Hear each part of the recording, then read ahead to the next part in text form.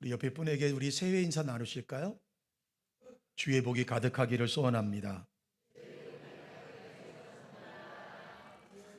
우리 앞뒤 분들에게 이렇게 고백해 갑시다. 올 한 해는 하나님의 축복이 당신에게 가득하기를 소망합니다.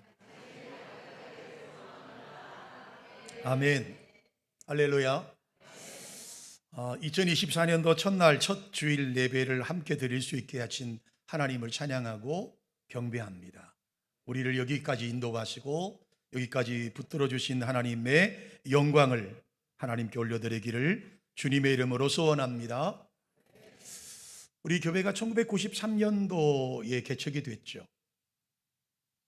처음엔 초라하게 그지없었던 교회였습니다. 그런데 그때 마음이나 지금 마음이나 똑같습니다.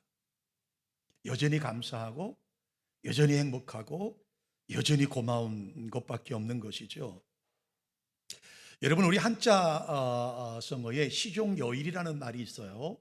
처음 시작한 일을 끝까지 변함없이 한결같다라고 하는 말이 시종여일이라고 말합니다. 사실 누구나 사람들은 다 처음엔 뜨겁습니다. 다 누구나 처음에는 다 성실한 마음으로 출발합니다. 또 누구나 다 처음에는 열심으로 출발합니다. 그런데 자기가 노력하지 않는, 자기가 노력한 만큼의 열매를 얻지 못하면 그만 실망하고 나태하고 넘어지기 쉬운 것이 우리 인생이라고 볼 수 있습니다. 그러므로 여러분, 무슨 일이나 처음부터 끝까지 한결같이 변함없이 하기란 결코 쉽지만은 않습니다. 그런데 성경은 그렇게 해야 된다고 말씀하고 있는 거예요. 여러분, 우리가 잘 아시는 요한계시록 2장과 3장을 보면 7개 교회가 소개되고 있어요. 사도 요한은 반모섬에 유배를 갔습니다. 그곳에 기도하고 있습니다. 반모섬에서 기도받은 사도 요한이 당시 아시아 주의 7개 교회에 대해서 받은 계시의 말씀이 오늘 본문의 말씀 아닙니까? 그런데 이 계시의 7개 교회에게 하셨던 말씀 뒤에 공통적으로 붙는 말씀이 있어요. 그게 뭘까요? 성령이 교회들에게 하시는 말씀을 들을지어다, 이렇게 말합니다. 우리 함께 고백해 볼까요? 성령이 교회들에게 하시는 말씀을 들을지어다. 여러분, 이 말씀이 뒤에 들어가면서 이 말씀은 7개 교회에 국한되는 말씀이 아니라는 거죠. 앞으로 오고 오던 이 예루살렘에 있던, 그리고 소아시아에 있던 7개 교회뿐만 아니라 이제까지 2000년 동안 있었던 모든 교회들, 앞으로 주님이 재림하실 때까지 오고 올 모든 교회들이 여기 다 해당되는 말씀이라고 하는 거예요. 성령이 교회들에게, 오늘 우리에게 말씀하면 성령이 드림 교회에게 하시는 말씀을 들을지어다라고 말씀하고 있습니다. 그러므로 이 7개의 교회는 이 땅의 모든 교회의 7가지의 유형적인 교회를 보여주고 있는 거예요. 그런데 이 7개 교회의 이야기는 하나의 공통된 형식으로 구성되어 있어요. 자, 편지의 수신자가 각 교회의 사자들입니다. 그 편지를 썼던 발신자가 예수 그리스도라고 하는 사실입니다. 그러니까 이 편지에는 그 편지를 받는 사람이 각 교회의 목사님들이시고, 이 편지를 쓰신 분이 바로 이 교회의 원주인 되시는 예수 그리스도라고 하는 사실을 먼저 말씀하고 있어요. 그리고 각 교회의 칭찬과 그리고 책망과 마지막 권면으로 기록되어 있는 것을 볼 수가 있어요. 자, 이 7가지 7개 교회를 통해서 우리에게 보여주는 첫 번째로 보여주는 것이 뭐냐 하면, 첫 번째는요, 주님께서는 교회를 지켜보고 계시다라고 하는 거예요. 주님은 우리 교회를 지켜보고 계시는 거예요. 여러분, 우리 교회도 CCTV가 설치되어 있습니다. 24시간 교회 출입하는, 교회 주차장에 오고 가는 사람들이 다 체크되고 있어요. 마찬가지로 주님께서 우리 교회들을 지켜보고 계신다. 우리 새해 첫날이니까 한번 또 따라해 보실까요? 주님께서 교회를 주목해 보고 계신다. 아멘이시죠? 네, 주님께서 교회를 지켜보고 계시다라고 하는 겁니다. 두 번째로 주님께서 그 교회를 지켜보시기 때문에 그 교회의 형편과 사정을 주님은 너무나 정확하게 알고 계시다라고 하는 거예요. 그 교회에 칭찬할 점이 뭔지, 그 교회에 책망할 점이 무엇인지 주님은 분명하게 알고 계셨다라고 하는 겁니다.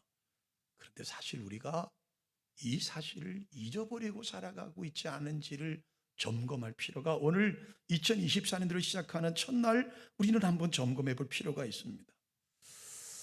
어쩌면 저도 30년을 목회를 하면서 주님께서 우리 교회에 바라시고 원하시는 뜻보다는 사람들이 우리 교회를 어떻게 평가할까? 노회가 우리 교회를 어떻게 평가할까? 우리 기장구 기독교 청년합회가 우리 교회를 어떻게 평가할까? 함께 정관에서 복음을 전하는 우리 다른 교회가 우리 교회를 어떻게 평가할까? 혹시 사람들에게 칭찬받는 교회를 꿈꾸고 있지는 않은지, 혹시 사람들에게 유명한 교회가 되고 싶은 마음이 갖고 있지는 않은지를 오늘 이 시간을 통해서 점검할 필요가 있다라고 하는 겁니다. 오늘 이 설교를 준비하면서 먼저 저와 여러분에게 이 성경을 통해서 주시는 말씀이 있어요. 그것은 주님께서 우리 교회를 지켜보실 뿐만 아니라 우리 교회를 너무나 잘 아시고 계시다라고 하는 거예요. 주님은 우리 교회를 지켜보실 뿐만 아니라 우리 교회 상태를 너무나 정확하게 판단하고 계시더라고 하는 거예요. 그래서 여러분, 사실 말씀을 전하면서 두려운 말씀이 있죠. 하나님이 우리 교회를 어떻게 평가할까? 하나님이 우리 교회를 어떻게 평가하실까? 과연 주님께서 우리 교회를 보실 때 어떤 점을 칭찬하실까? 반대로 어떤 점을 책망하실까? 이 점에 관심을 가지지 않을 수 없어요. 우리 모든 교회들은 똑같은 마음일 거예요. 모든 목회자는 똑같은 마음일 거예요. 우리 드림교회는 주님께 칭찬받는 교회가 되어지시기를 주님의 이름으로 축원합니다. 우리 옆에 분에게 고백합시다. 오늘은 첫날이라 할 게 많아요. 옆에 사람에 고백하세요. 드림교회가 주님으로부터 칭찬받는 교회를 만듭시다.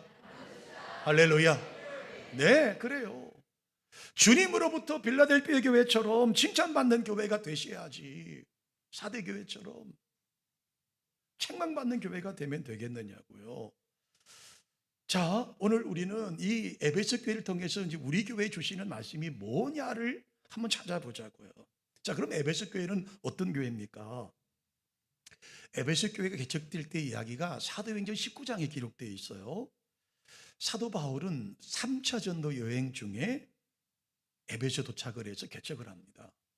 그리고 여러분, 사도 바울이 가장 긴 시간 동안 목회했던 교회가 바로 이 에베소 교회입니다.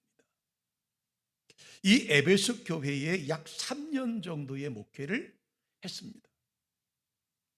다른 지역의 교회들은 전도 여행 중에 잠시, 짧게는 몇 개월, 길게는 1년, 고린도 교회가 1년 8개월 목회를 했으니까요. 1년 6개월 목회했으니까요. 이 다른 교회들에 비해서 에베소 교회에서 바울 사도의 목회 기간이 상당히 긴 것을 볼 수가 있죠.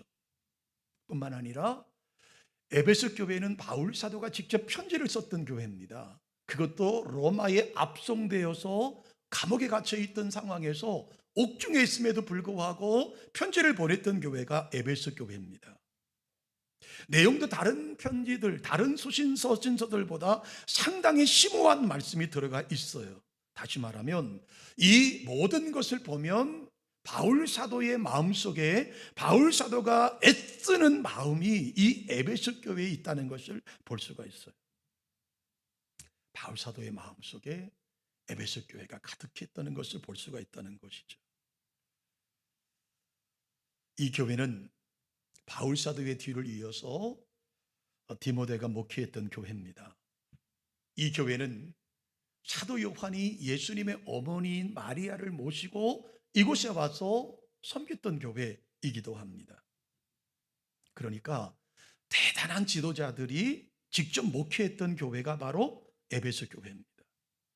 이 말은 초대교회에서 아주 지도자적인 역할, 중심적인 역할을 하던 교회가 바로 에베소 교회라는 것이죠. 그래서 7개 교회를 소개할 때 가장 먼저 에베소 교회를 소개하는 이유가 무엇인가를 찾아보면 첫 번째로 지금 사도 요한은 pat모섬에 유배되어 있습니다. 근데 여러분, 이 pat모섬에 가려면 에베소에서 배를 타고 가야 되는 거예요. 에베소 항에서 배를 타고 가장 갈 수 있는 것이 바로 pat모섬이라는 겁니다. 그러니까 신학자들은 아마 이 사도 요한이 가장 가까이 있고 배를 타고 갈 수 있는 지근거리에 있는 에베소 교회에 가장 먼저 편지를 썼을 것이다라고 표현을 합니다. 그러나 더 중요한 이유가 있죠. 이 교회가 당시 아시아 지역에서 지도적인 역할을 감당하던 교회였기 때문입니다. 바울은 이 교회에서 머물면서 성도들과 함께 골로새 지역에 개척을 했습니다. 또 다른 여러 아시아주를 이 에베소에 3년 동안 목회하면서 다른 아시아 지역에 있는, 오늘날로 말하면 튀르키예라는 지역에 가서 복음을 전하고 개척교회를 했습니다. 바울 사도도 마찬가지고 사도 요한도 마찬가지였어요. 그러므로 이 에베소 교회는 자연스럽게 지리적인 가까움 때문이 아니라 아시아의 지도적인 교회, 리딩 처치라는 이 지도적인 역할을 감당하던 교회가 바로 이 에베소 교회라고 하는 사실이에요. 우리 사랑하는 드림 가족 여러분, 한국 교회를 진단하는 많은 분들의 진단이 다 동일하게 말하는 것이 있어요.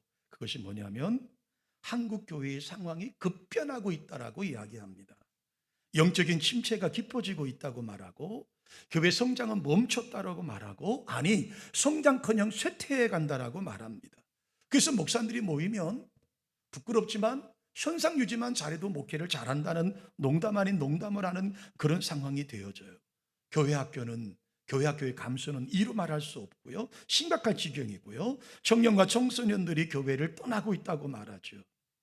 그래서 이런 상황에 어떻게 우리가 대처해야 될지를 알지 못해서 우왕좌왕하는 경우들이 바로 오늘날의 교회라고 하는 사실이죠. 자, 저는 이 설교를 준비하면서 이런 현실이 우리 교회라고 별 달라지진 않습니다. 물론 지금 이 시간에 우리 영유아부 예배를 드리고요, 유초등부 예배를 드립니다. 우리 학생회 예배를 드리고요, 청년들 예배가 따로 있습니다. 그런데 저는 이 말씀을 여러분과 함께 나누면서 오늘 여기 오신 저와 여러분 모두가 하나의 비전을 좀 가졌으면 좋겠어요. 그게 뭐냐 하면, 이런 위기 상황 속에서 영적인 침체를 벗어날 대안적인 교회를 저는 하나님이 세우신다고 생각합니다. 자, 우리 정관에 교회가 약 100여 교회가 있다고 하죠. 물론 보이는 건물을 갖고 있는 교회들뿐만 아니라 일반 가정집에서 예배드리는 교회들까지 치면 대략적으로 100여 교회가 우리 지역에 있다고 하죠. 어느 시대를 막론하고 아무리 영적인 타락한 시대를 막론하도 하나님은 반드시 리듬 처치를 세우십니다. 모든 교회가 다 혼란스럽지만, 모두가 다 어렵다고 말하지만 반드시 하나님의 축복을 받는 교회는 그 땅에 존재할 수밖에 없어요. 여러분, 우리 교회가 그 일에 쓰임받을 수 있는 저와 여러분 되시기를 주님의 이름으로 축원합니다. 저 교회 보니까, 저 드림교회 보니까 하나님의 역사는 살아계셔, 저 드림교회의 열심을 보니까, 저들의 헌신을 보니까 우리도 할 수 있어라고 하는 그 놀라운 은혜를 함께 누리는 저와 여러분 되시기를 주님의 이름으로 축원합니다. 감히 여러분과 함께 우리가 비전을 공유하자면, 많은 교회가 다 어렵다고 말할 때 아니야, 하나님이 우리 교회를 통해서 역사하는 것을 보면 하나님의 축복은 여전히 존재한다라고 하는 이 모범적인 리딩 처치의 교회가, 우리 교회가 되는 은혜가 있기를 주님의 이름으로 축원합니다. 그 일을 위해 기도하시고, 그 일을 위해 함께 달려가시고, 그 일을 위해 함께 비전을 품고 헌신적으로 동참하시는 저와 여러분 되시기를 주님의 이름으로 축복합니다. 그러면 에베소 교회는 어떤 칭찬을 받습니까? 우리 다 같이 본문 2절과 3절일까요? 읽어보실까요? 자, 2절과 3절 읽습니다. 내가 내 행위와 수고와 내 인내를 알고 또 악한 자들을 용납하지 아니한 것과 자칭 사도라 하되 아닌 자들을 시험하여 그 거짓된 것을 내가 드러낸 것과 또 내가 참고 내 이름을 위하여 견디고 게으르지 아니한 것을 아노라. 여러분, 데살로니가전서 1장 3절에 똑같은 말씀이 있어요. 바울 사도의 사역의 포인트가 어디 있는지를 알 수 있어요. 데살로니가전서 1장 3절에 이렇게 말씀합니다. 너희의 믿음의 역사와 사랑의 수고와 우리 주 예수 그리스도에 대한 소망의 인내를 우리 하나님 아버지 앞에 쉬지 않고 기억함이라고 말합니다. 그러니까 바울 사도가 이 교회를 개척하면서, 바울 사도가 하나님 앞에 에베소 교회를 개척하면서 그들에게 하신 말씀이 있어요. 그것이 바로 이 말씀입니다. 믿음의 역사, 사랑의 수고, 그리스도에 대한 소망의 인내입니다. 그러니까 이 에베소 교회가 칭찬받은 첫 번째 이유는 뭐냐 하면 사도들의 가르침을 고수하고 살았다는 거예요. 여러분, 우리 연세 드신 어른들이 저보고 목사님 은퇴, 은자도 꺼내지 말라고 그러시는데 우리 교단 법이 은퇴가 있어요. 네. 제가 아무리 개척을 하고 아무리 수십 년을 목회했다 할지라도 저는 우리 교단의 헌법을 따르는 목사입니다. 결코 이 교회에서 평생을 목회할 수 있는 사람은 아니죠. 자, 저는 이 설교를 준비하면서 제가 이 교회를 사임했을 때 과연 제 목회의 어떤 그 교육의 초점이 뭐였을까? 홍 목사의 가르침 40년을 제가 목회를 한다고 보면 홍 목사의 가르침이 이 교회에 어떻게 배어 있을까?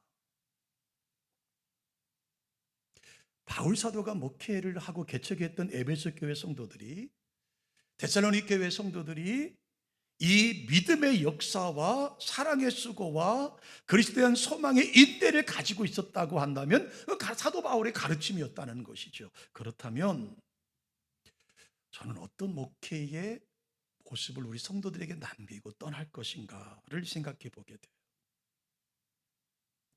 에베소 교회는요, 교역자가 몇 번을 바뀌어 가고 있음에도 불구하고 그 바울 사도들의, 디모데 사도의, 그리고 사도 요한의 사도의 교육에 가르침을 고수했다라고 하는 거예요. 두 번째로 이단을 배격했습니다. 실제 당시에 이 지역은 이단들이 창궐을 했습니다. 오늘 본문에 기록되어 있는 니골라당이라고 하는 이단입니다. 여러분, 니골라당을 아시죠? 니골라당은 초대교회 스데반 집사님과 함께 기름 부음 받은 집사님 중에 한 사람이 니골라입니다. 바로 그 니골라를 추종하는 사람들이 니골라당입니다.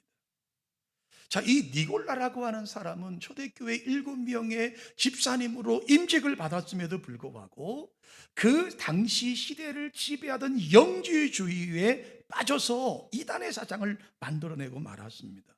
여러분, 영지주의라고 하는 말은요, 영과 육은 분리돼야 된다고 말합니다. 영은 선한 것이고 육은 더러운 것이라고 생각을 했습니다. 근데 이 영지주의라고 하는 것은요, 영적인 것은 선한 겁니다. 그런데 육적인, 즉 물질계는 악하다는 거예요. 이게 당시에 로마의 사람들의 사상의 한 사상의 모습이었죠. 그런데 이것이 초대교회에 만연되어졌습니다. 아직 신학이 체계적으로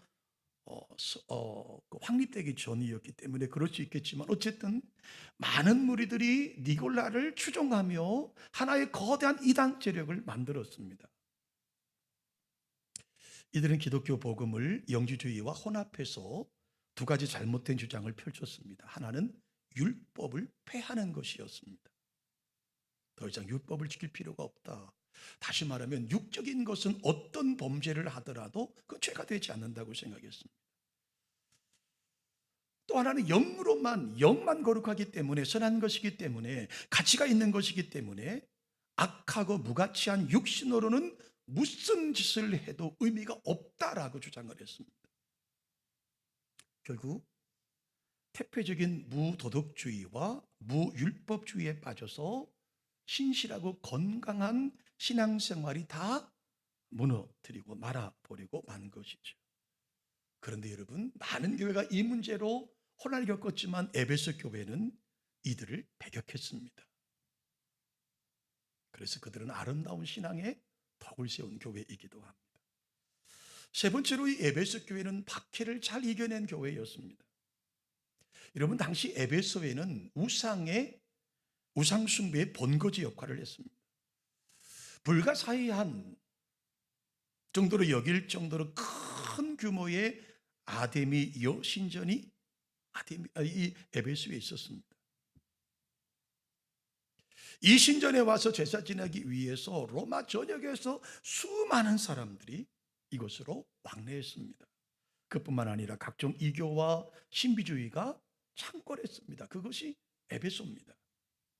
자, 이런 상황 속에서 여러분, 기독교 신자들은 소수입니다. 소수파였습니다. 힘이 없던 기독교인들이 당하는 고난이 어떠했겠는지 우리는 상상할 수 있겠죠. 그러나 그들은 그 핍박과 환난을 이겨냈습니다. 참고 견디었습니다. 부지런히 대처를 했습니다. 그들은 믿음을 지킬 수 있는 환경이 아님에도 불구하고 끝까지 믿음을 사수했습니다. 결국 에베소 교회는 안으로는 이단으로부터의 환난으로부터 교회를 지켜냈고, 외부로부터는 우상 숭배의 그러한 분위기 속에서도 잘 지켜냈던 교회가 바로 에베소 교회였습니다. 여러분, 혹시 여러분 이런 그 광고를 보셨습니까? 지하철에 두 청년이 기차를 탑니다. 그 청년들은 하루 종일 수고를 많이 해서 땀을 많이 흘렸습니다. 그런데 지하철을 탔는데 앞에 좌석이 두 개가 비어 있습니다. 얼마나 피곤하고 힘들고 다리가 아팠겠습니까? 근데 그들은 끝까지 그 자리에 앉지 않습니다. 그들은 다리가 아프고 힘이 들지만 청년이기 때문에 끝까지 앉지 않고 서 있었습니다. 그러면서 카피 하나가 지나가듯이 보입니다. 저를 한번 따라해 보실까요? 지킬 것은 지킨다. 지킬 것은 지킨다. 그게 카피의 내용이었어요. 지킬 것은 지킨다. 내가 청년이기 때문에 비록 다리가 아프고 온몸이 녹초가 되었지만 노약자석에는 앉지 않겠다. 지킬 것은 지킨다. 여러분, 지킬 것을 지키는 것은 쉽지 않습니다. 지킬 수 없는 상황이 얼마나 많습니까? 유혹이 얼마나 많습니까? 우리 성도들의 삶도 마찬가지 아닐까요? 성수주의를 한다는 것이 여러분 쉽습니까? 아닙니다. 어렵습니다. 정말 어렵습니다.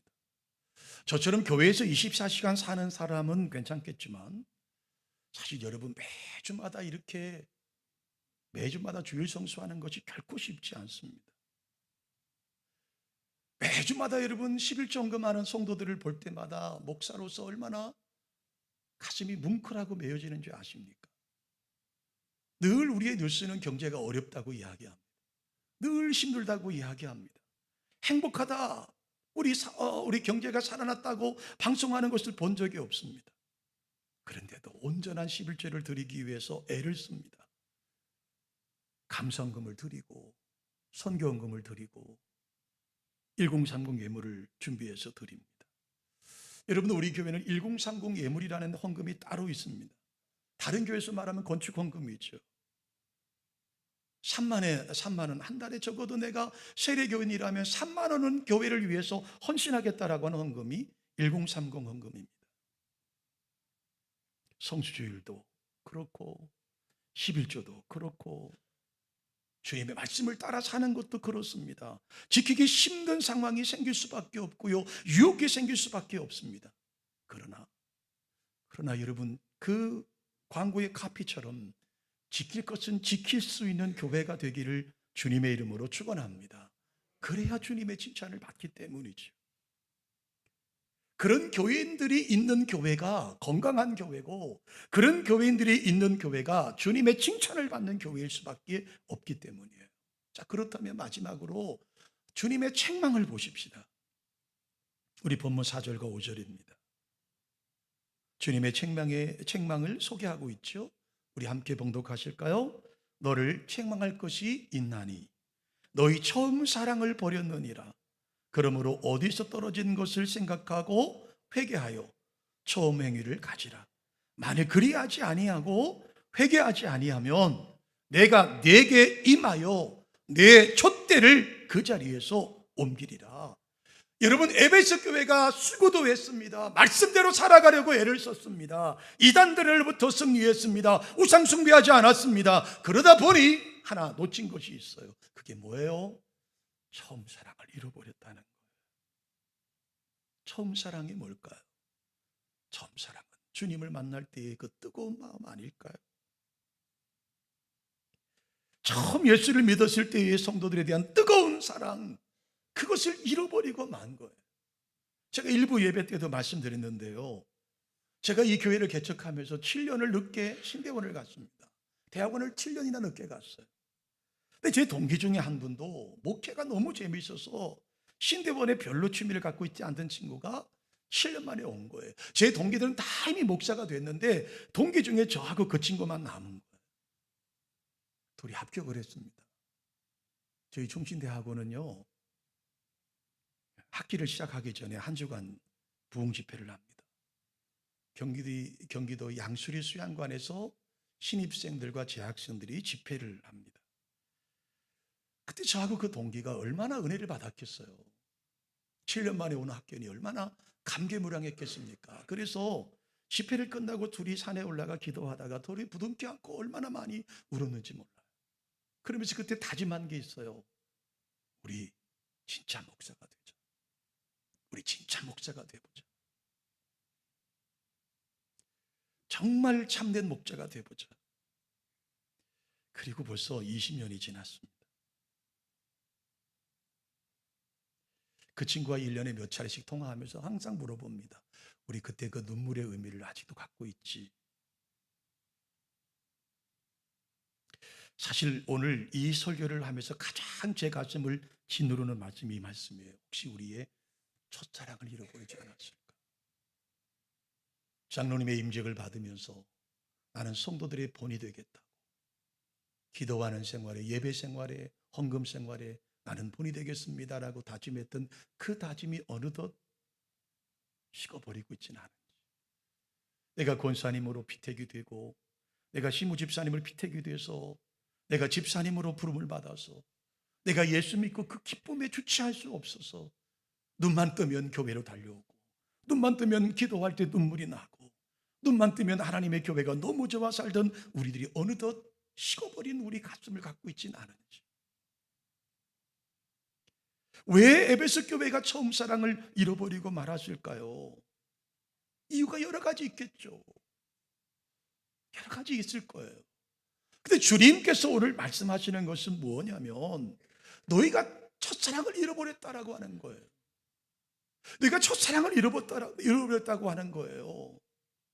사랑하는 성도 여러분, 우리가 주님의 말씀인 고린도전서 13장 1절부터 3절 너무 잘 아시는 말씀, 우리 함께 천천히 읽어보실까요? 내가 사람의 방언과 천사의 말을 할지라도 사랑이 없으면 소리나는 구리와 울리는 꽹과리가 되고, 내가 예언하는 능력이 있어 모든 비밀과 모든 지식을 알고 또 산을 옮길 만한 믿음이 있을지라도 사랑이 없으면 아무것도 아니요, 내가 내게 있는 모든 것을 구제하고 내 몸을 불사르게 내줄지라도 사랑이 없으면 내게 아무 유익이 없느니라. 두려운 말씀이죠. 내가 이 교회, 에베소 교회가 수고가 있다고 했지 않습니까? 인내가 있다고 했지 않습니까? 이단들을 배척했다고 말하지 않습니까? 우상 숭배하지 않았다고 말합니다. 그런데요, 거기에 너무 집중하던 나머지 머리로 차가워진 그 차가움이 가슴까지 내려와 버리고 만 거예요. 여러분, 교회는요, 머리는 차가워도 가슴은 뜨거워야 합니다. 그런데 머리가 차가운 사람이 가슴까지 차가워져 버려요. 감동도 없고요, 감흥도 없고요, 은혜도 없고요, 생활의 삶의 기쁨을 잃어버리고 만 거예요. 주님은 그들에게 책망하십니다. 굉장히 무서운 말씀을 하시는 거예요. 뭐라고 말씀하십니까? 빨리 찾아봐라. 어디서 떨어졌는지, 왜 그랬는지를 빨리 찾아봐라. 그리고 회개하라고 말씀하는 겁니다. 자, 5절에 보니까 어디서 떨어진 것을 생각하고 회개하여 처음 행위를 가지라. 만일 너희가 그렇게 하지 아니하면 내가 네게 임하여 네 촛대를 그 자리에서 옮길 것이다. 제가 늘 고백하지만 제 마지막 소망이 하나 있다면, 제가 목회를 끝냈을 때 저는 주님으로부터 딱 한마디만 듣고 싶어요. 애썼다. 수고했다. 그거 말고 더 이상 제가 바랄 게 뭐 있겠어요. 사랑하는 우리 드림 가족 여러분, 2024년도가 됐습니다. 하나님의 올 한 해 우리에게 어떤 역사를 주실지, 어떻게 부어주실지, 또 어떤 어려움이 있을지 우리는 아무도 알 수 없어요. 그러나 여러분, 이 강단의 양옆에 있는 현수막에 보듯이 30년이라는 세월을 개척하며 여기까지 왔어요. 수많은 일들을 겪었죠. 세상 사람이 이해할 수 없는 정말 수많은 삶을 겪어왔어요. 그리고 그것이 우리의 몸과 우리 교회 여기저기 흔적으로 남아있어요. 이제 더 이상 우리는 아직 어려운 교회입니다. 우리는 더 이상 개척하는 교회입니다. 우리는 아직도 그런 교회가 통하지 않아요. 이제 30살이 넘었습니다. 31살이 됐습니다. 이제는 가정도 이루어야 하고, 자녀도 낳아야 하고, 사회에서 우리 역할을 감당해야 될 교회가 되었어요. 저는 마지막 여러분 말씀을 정리하며 소망합니다. 우리 교회가 균형 잡힌 교회가 되는 은혜가 있기를 주님의 이름으로 축원합니다. 여러분, 우리의 가슴에 뜨거운 그 사랑의 가슴이 식지 않기를 다시 한번 주님의 이름으로 축원합니다. 말씀을 배우시고, 올해 특별히 제가 말씀을 읽는 한 해를 정하려고 하고 계획을 세우고 있습니다. 우리의 가슴은 뜨겁되 우리의 머리는 냉철하게 하나님 앞에 쓰임받는, 그래서 2024년도에도 주님께서 칭찬하는 교회, 주님이 들어 쓰실 수 있는 교회, 리딩 처치에 되는 교회가 되는 그런 아름다운 은혜가 우리 교회에 떠나지 않기를 주님의 이름으로